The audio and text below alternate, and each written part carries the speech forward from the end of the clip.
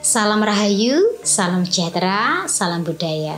Assalamualaikum. Halo dulur, mudah-mudahan sehat selalu nggih, lancar selalu rezekinya dan selalu dalam perlindungan Tuhan Yang Maha Esa. Amin. Di tayangan kali ini kita bahas tentang kembang kantil nggih dulur. Keajaibannya kembang kantil itu apa saja? Dan ini kaitannya erat sekali dengan mitos di Jawa. Monggo disimak dulur, barangkali ini bisa menambah pengetahuan bagi kita semua. Wilujeng Rahayu, sugeng midhangetaken.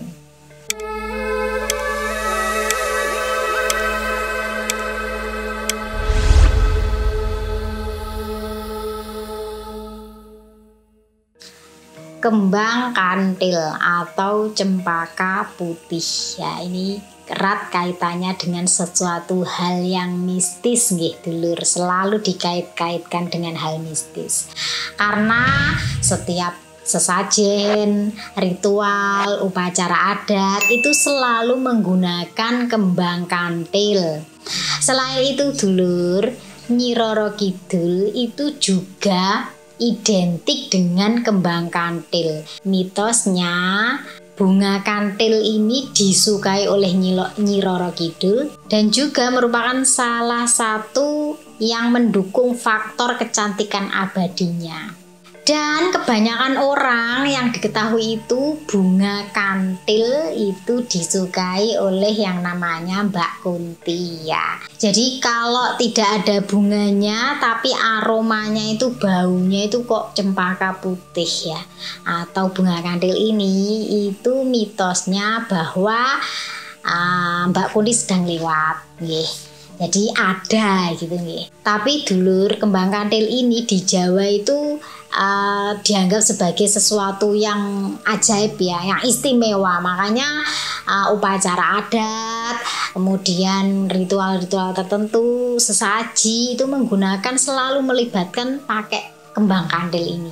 Kenapa kok pakai kembang kantil? Ya karena khasiatnya ini dipercaya memiliki keajaiban nggih. Selain itu juga kantil, artinya kumantil ya, melekat, selalu ingat, supaya tradisi ini Jawa kimeng selalu diiling-iling. Jadi selalu menggunakan kembang kantil itu tadi. Nah, keistimewaane, keajaibane itu menurut kacamata spiritual dan supranatural dulur, itu bisa digunakan sebagai menambah kekuatan dan kewibawaan. Iki iso didadekne susuk ya, namanya susuk kembang kantil. Dimana kalau digunakan nggak hanya perempuan saja, laki-laki itu bisa menambah karismanya ya, wibawanya.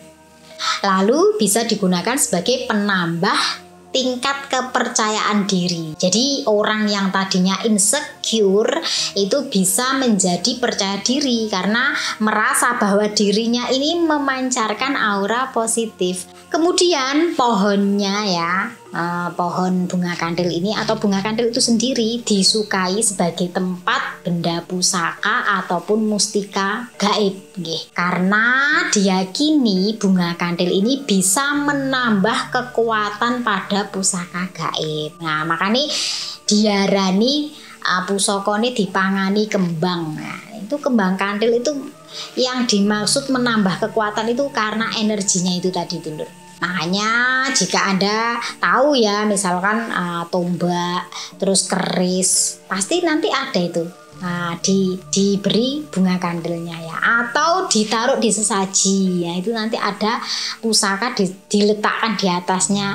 Itu maksudnya sebagai penambah daya kekuatan dari pusaka itu sendiri, panganani gitu lur. Selain itu bisa digunakan untuk penangkal tolak bala nggih. Untuk penangkal tolak bala itu ada ritualnya sendiri nggih dulur. Di sini saya tidak bisa menjelaskan panjang lebar karena itu masing-masing punya tatanannya sendiri ya kalau menurut spiritualnya ya.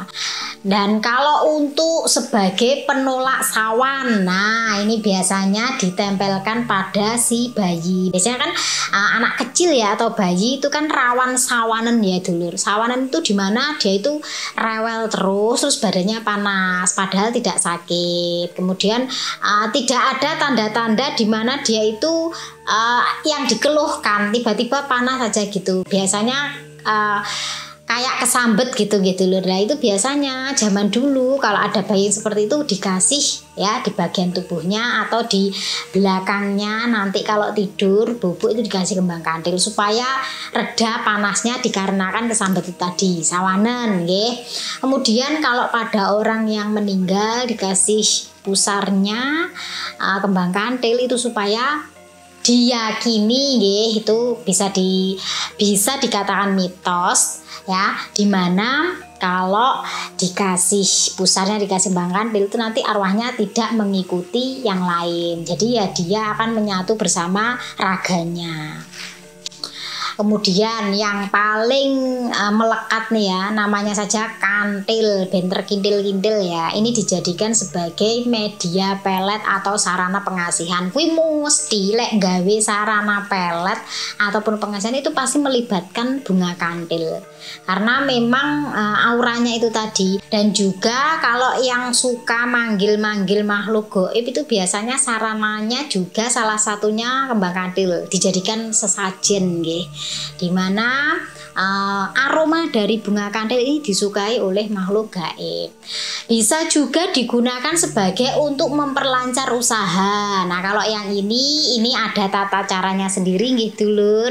Ini dimaksudkan ya, salah satu kembang kantil ini supaya ngawe-ngawe pelanggane ya, supaya terkintil-kintil karo dagangane. Nah makanya digunakan sebagai untuk memperlancar usaha, tapi untuk ritualnya ada sendiri ya. Kemudian kalau zaman dulu ya dulur, itu bisa dijadikan sebagai pendeteksi kesucian pengantin. Dimana kalau zaman dulu bunga kantil yang melekat pada tubuh pengantin wanita kalau masih kuncup dan baunya harum, itu pertanda pengantinnya ini masih suci, masih bersih. Gung tahu reno-reno, rong tahu kedemek ya. Tapi kalau bunga kantilnya ini sudah tidak begitu berbau ya, tidak berbau dan juga agak mekar kuncupnya. Padahal sebelumnya seger nih, biasanya seger pasti ya. Berjonggo itu kalau ngasih itu pasti yang benar-benar yang bagus gitu. Tapi itu kok dipakai dalam waktu sekejap sudah mekar gitu, pertanda pengantin iki wis tau lah istilahnya. Itu kalau zaman dulu gitu lur. Kalau zaman sekarang ya nggak bisa jadi patokan gitu lur, karena kalau dulu kan bener-bener orang itu ngugemi tenan ya, apa dawe sesepuh iki mesti dicakni tenan. Jadi bener-bener iki melambangkan apa iki kok ya ketok tenan. Tapi kalau zaman sekarang kan bisa bisa dimanipulasi dengan pakai plastik nggak yang asli, jadi supaya tetap berkuncup gitu. Jadi kalau zaman dulu itu beneran dulur. Oh iya, ini pernah apa belum nih wis ketok teko kembang kandile rimang. Nah pertanyaannya nih ya, karena khasiatnya kembang kantil ini banyak ternyata dulur, nggak hanya secara spiritual dan supranatural aja, tapi secara penelitian ilmiah itu ternyata banyak manfaatnya. Nah dulu kan kembang kantil kan bisa dimakan gitu lur gitu. Alasannya untuk supaya awet muda, supaya tetap cantik gitu ya. Tapi kalau menurut penelitian itu kan katanya tidak benar ya, bukan, tidak seperti itu. Tapi sebenarnya menurut saya berdasarkan hasil penelitian itu masih berkaitan kok. Kalau zaman dulu orang makan bunga kantil memang terbukti ya awet muda, awet cantik gitu. Tapi kalau sekarang tuh karena ternyata memang mengandung banyak vitamin dan mineral yang bagus dulur. Jadi pertanyaannya sebenarnya boleh dimakan nggak sih bunga kantil itu? Boleh, tapi tidak boleh banyak-banyak gitu lur. Karena apa? Sesuatu yang berlebihan itu nggak bagus. Nanti bisa bikin perut sakit, bisa bikin asam lambungnya naik, atau mungkin bisa bikin diare juga. Jadi kalau memang dimakan sing steril gitu lah, yang bersih gitu ya. Nah, secukupnya saja 1, 2, 3 gitu aja, gak perlu banyak-banyak ya.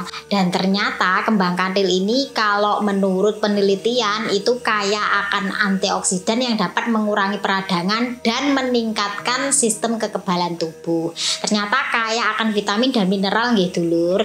Dan vitamin yang terkandung itu diantaranya vitamin A, vitamin C, vitamin E, vitamin K, terus kalsium, zat besi, dan magnesium. Nah, ini berfungsi banget ya, bagus banget untuk kesehatan ternyata nggih. Asalkan dikonsumsi dengan tidak secara berlebihan ya.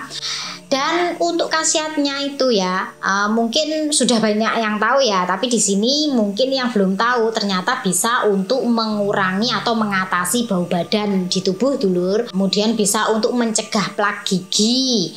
Terus bisa meningkatkan kesehatan gigi dan gusi, tinggi nyinang ya, dikunyah gitu. Kemudian juga bisa mengurangi kolesterol. Asalkan tadi nggih dulur, jangan banyak-banyak, sedikit tapi rutin, itu lebih bagus daripada kemaruk nggih. Bunga kantil ini sebelum diadakan penelitian ini leluhur dulu sudah bilang ini khasiatnya sejuta manfaat. Makanya berhubungan banget kalau dulu dipercaya kalau makan kembang kantil kok awet ayu, awet nom ya, karena itu tadi banyak mengandung vitamin dan mineral dan ini berkaitan dengan tubuh manusia. Jadi itu dulur kenapa kembang kantil itu dikatakan bunga ajaib yang mana selalu dipakai dalam kegiatan upacara adat ya, kayak kalau jaranan juga pakai kembang kantil, kemudian mantenan juga pakai kembang kantil, terus sesaji, ritual, dan pokoknya berhubungan dengan adat Jawa itu selalu ada karena memang kegunaan dan manfaatnya itu banyak sekali secara tidak kasat mata pun nggih. Mudah-mudahan ini bisa menambah pengetahuan kita nggih. Kita lestarikan budaya kita, wis gak usah wedi, gak usah mikir bahwa bunga kantil itu kesukaan Mbak Kunti, tapi ternyata manfaatnya itu lebih dari itu. Baik dulur, demikian yang bisa saya sampaikan. Mudah-mudahan ini menjadi informasi yang baik dan penting bagi Anda semua. Saya Fitri Ika. Salam Rahayu. Wassalamualaikum warahmatullahi wabarakatuh.